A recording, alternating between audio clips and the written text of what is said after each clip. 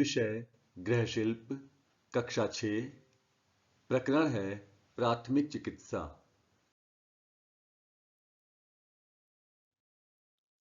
इस प्रकरण के शिक्षण अधिगम परिणाम इस प्रकार हैं। बच्चे प्राथमिक चिकित्सा के महत्व को जान लेते हैं।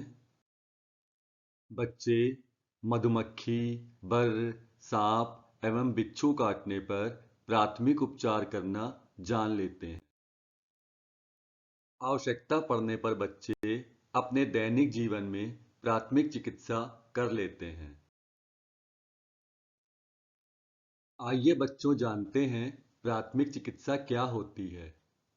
प्रायः हमारी असावधानी से कोई ना कोई दुर्घटना होती रहती है, जैसे ब्लेड या चाकू से उंगली कट जाना, गिरने पर हड्डी टूट जाना, मधुमक्खी, बिच्छू, सांप या कुत्ते द्वारा काट लेना, गर्म चीजों से हाथ पैर जल जाना या पानी में डूबने से बेहोशी आ जाना आदि।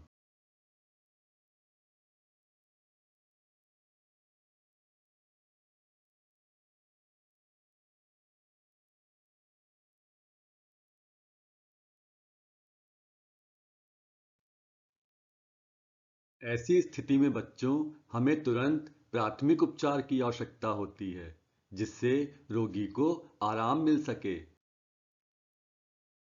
अतः वह चिकित्सा जो डॉक्टर के आने से पहले दी जाती है, प्राथमिक चिकित्सा कहलाती है। बच्चों, प्राथमिक उपचार के समय उपयोग में आने वाले संसाधनों को एक पेटी में रखा जाता है, जिसका समय पर उपयोग किया जा सके। इस पेटी को प्राथमिक चिकित्सा पेटी अर्थात फर्स्ट एड बॉक्स कहते हैं। चिकित्सा पेटी का उपयोग कर पीड़ित व्यक्ति को तत्काल आने वाली परेशानियों से बचाया जा सकता है। इसलिए बच्चों, चिकित्सा पेटी को घर, विद्यालय एवं कहीं भी जब हम बाहर जाएं तो उसे अपने पास अवश्य रखना चाहिए। आइए देखते हैं चिकित्सा पेटी में कौन कौन सी सामग्री होती है। बच्चों, इसमें एक बाम होता है जो हमें सिर दर्द, सर्दी जुकाम, हाथ पैर व बदन दर्द में आराम देता है। इसमें रुई और पट्टियां भी होनी चाहिए, जो घाव साफ करने और चोट पर बांधने हेतु प्रयोग की जाती हैं। इस पेटी में डिटॉल या सेवेलॉन, बैंडेड और एंटीसेप्टिक क्रीम भी होती है। बच्चों, डिटॉल या सेवेलॉन घाव को साफ करने के लिए प्रयोग होता है। बैंडेड का प्रयोग हम लोग छिलने व कटने पर संक्रमण से बचाव हेतु करते हैं और एंटीसेप्टिक क्रीम का प्रयोग छिलने व कटने पर घाव को लगाने के लिए किया जाता है। बच्चों, इनो और पुदीन हरा इस पेटिका की एक महत्वपूर्ण सामग्री है। इनो और पुदीन हरा से पेट दर्द, दस्त, अपच, बदहजमी आदि में आराम मिलता है। एंटी एलर्जिक क्रीम और कुछ इलेक्ट्रॉल के पैकेट ये भी इस पेटी में होते हैं।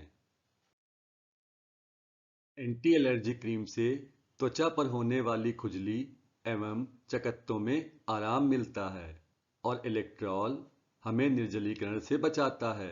ये शरीर में नमक एवं खनिज लवण की कमी को पूरा करता है। इस चिकित्सा पेटी में ग्लूकोज, थर्मामीटर और कैंची भी होती है। ग्लूकोज का प्रयोग थकावट एवं बेहोशी आने पर रोगी को दिया जाता है। थर्मामीटर बुखार नापने के काम आता है और कैंची का प्रयोग पट्टी को काटने व अन्य कार्यों में किया जाता है। तो बच्चों, देखा आपने कितने काम की है ये प्राथमिक चिकित्सा पेटी। जब आप इस पेटी का रखरखाव करें तो कुछ चीजों को अवश्य ध्यान में रखें। दवाओं को खरीदते समय उसके खराब होने की तिथि अर्थात एक्सपायरी डेट अवश्य देख लेनी चाहिए। पेटी में रखी वस्तुओं को समय समय पर जांच करते रहना चाहिए कि कहीं कोई समाप्त तो नहीं हो रही है। जैसे ही कोई वस्तु समाप्त हो उसे तुरंत खरीद लेना चाहिए। यदि किसी दवा की तिथि समाप्त एक्सपायरी डेट हो गई है तो उसे हटा देना चाहिए। और बच्चों, सबसे महत्वपूर्ण बात, पेटी को ऐसे स्थान पर रखना चाहिए जिससे आवश्यकता पड़ने पर हमें वो तुरंत मिल जाए। आइए बच्चों, अब देखते हैं प्राथमिक उपचार कौन कौन से होते हैं। पहला है, अगर हमें बग या मधुमक्खी काट ले तो हमें क्या करना चाहिए और उसके लक्षण क्या होते हैं। बच्चों, जब कोई विषैला जीव जैसे बग या मधुमक्खी काट लेती है तो इनके डंक की नोक टूटकर शरीर में ही रह जाती है। बग या मधुमक्खी काटने पर भयंकर पीड़ा होती है, जलन होती है, काटे गए स्थान पर चकत्ते पड़ जाते हैं और वहां सूजन भी आ जाती है। बच्चों, ऐसी स्थिति में कटे हुए स्थान को स्पिट या साबुन से धोना चाहिए। घाव को खरोंचना या खुजलाना नहीं चाहिए। गर्म पानी में अच्छी तरह उबाली गई किसी नुकीली चीज से डंक को निकाल देना चाहिए। घाव पर अमोनिया या नौसादर और चूने को बराबर मात्रा में मिलाकर लगाना चाहिए। प्राथमिक उपचार के बाद रोगी को तुरंत डॉक्टर के पास ले जाना चाहिए। आइए अब जानते हैं बिच्छू के काटने पर लक्षण कौन कौन से होते हैं और उसका उपचार क्या होता है।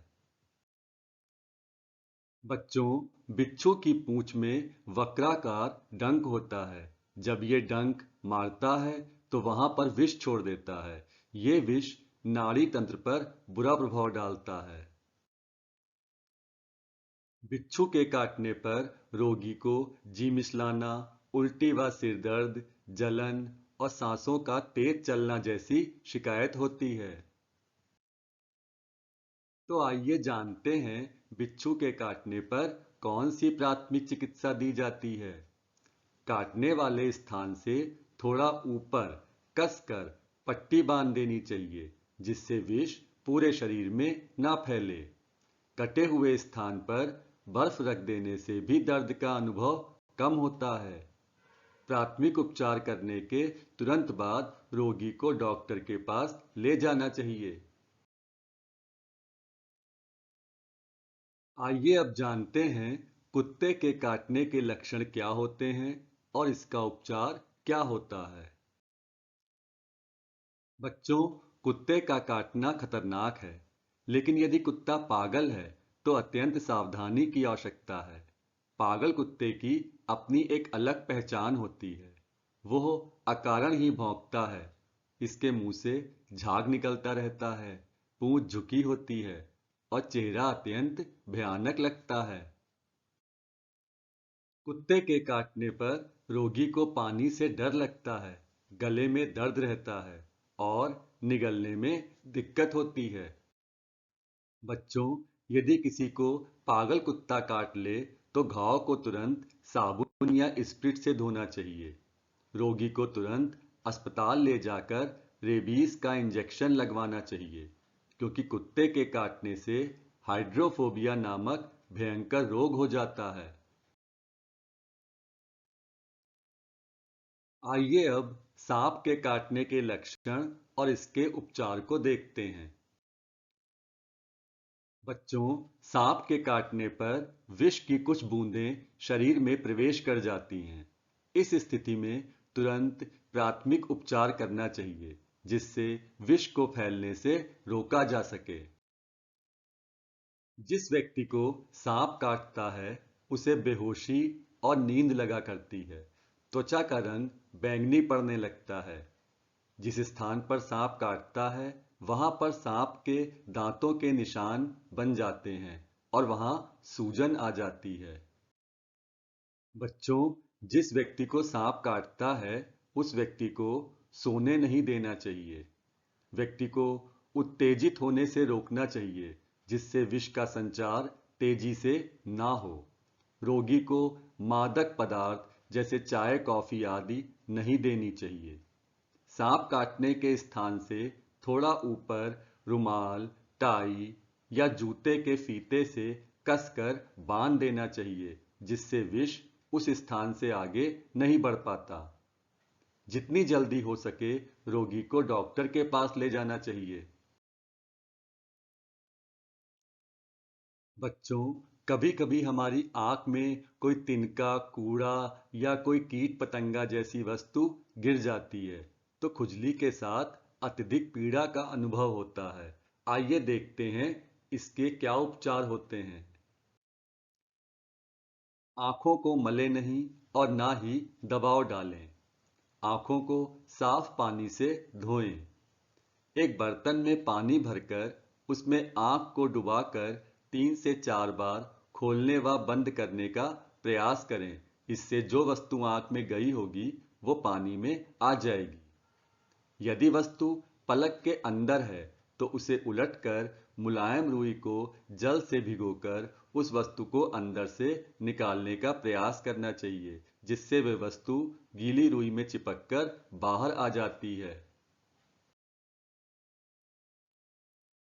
और बच्चों, सबसे महत्वपूर्ण बात, विषैले कीड़े या जंतु जैसे सांप बिच्छू इनके काटने पर अंधविश्वास में पड़कर झाड़ फूंक नहीं करना चाहिए, बल्कि प्राथमिक उपचार के बाद तुरंत डॉक्टर से इलाज करवाना चाहिए।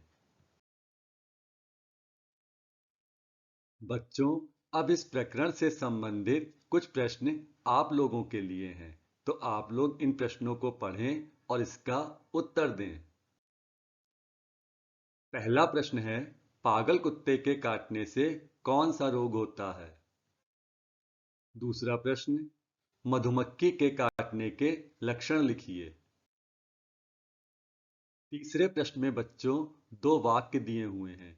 इन्हें पढ़कर आपको बताना है कौन सा वाक्य सही है और कौन सा गलत है। पहला वाक्य है, बिच्छू की पूंछ में वक्राकार डंक होता है। दूसरा वाक्य है, सड़क पर केले का छिलका फेंक देना चाहिए।